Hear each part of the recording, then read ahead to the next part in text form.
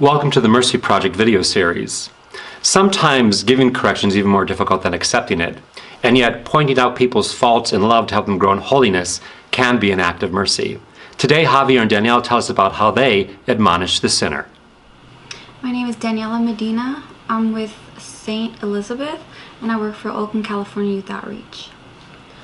My name is Javier Arango, and I work for Catholic Charities of the East Bay, and I am based in Richmond, California.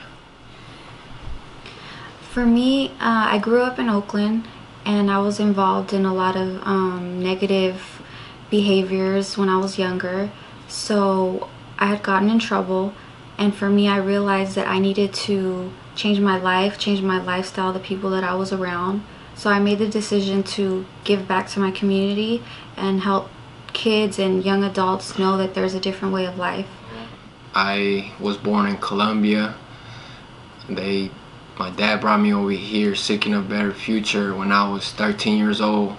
But instead of seeking a better future, I engaged my life into being a gang member in the Oakland streets. I got shot. That's the reason why I'm in this wheelchair. But after getting shot, I decided I wanted to keep on continuing living a bad life. But at one point in my life, I was able to turn my life around. I'm a case manager, and I work with at-risk and the most highest risk individuals here in the city of Oakland. So the highest risk individuals are people that are deemed people that are going to cause violence, or somebody is going to cause violence to them. So we provide services to them, like helping them get jobs, helping them get their license, helping them get into programs and things that they need to change their lives. I also provide just a really intense support to them. So it's not just referring them to services, it is actually being there with them every step of the way, being their mentor, being a life coach, being their friend, being someone that they can look up to. I focus my energy a lot into working in the schools, starting working with kids at a young age so they don't have to go through the horrible things that I went through living my life in the streets. There's not too many good things that there are out there. So what I'm trying to do is change their frame of mind. Always think that there is hope, and always think that there is a future to live other than just being in the street. My work in the schools is focused on the kids that are in the verge of dropping out of school, or falling into the street life, or ending up in juvenile hall, or basically dead in the streets.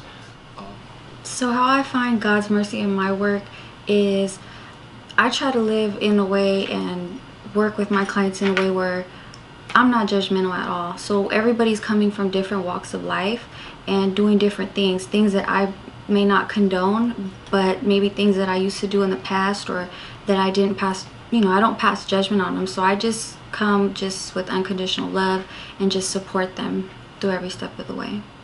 The mercy that I have learned throughout these years, ever since I was a young man, came from my peers. My dad, being a Catholic man, he taught me to always, if I'm in a bad situation, pray to the Lord, pray to Jesus, and always seek out for the help spiritually and mentally.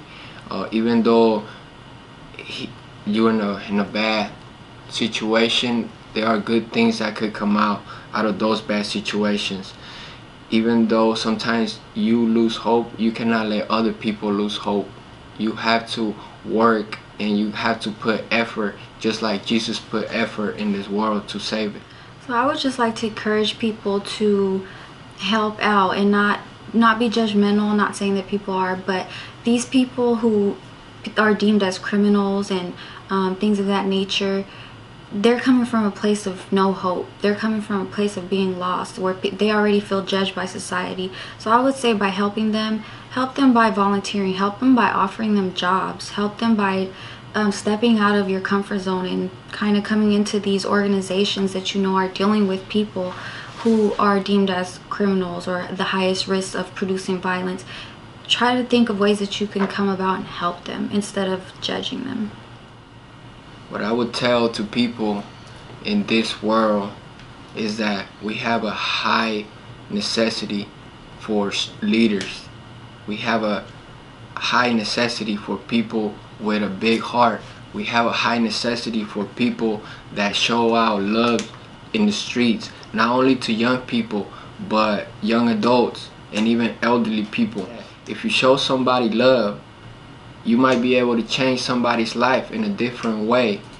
Maybe if you see somebody doing something wrong and you are able to speak to them, you may be able to change his life, and not only change his life but save his life.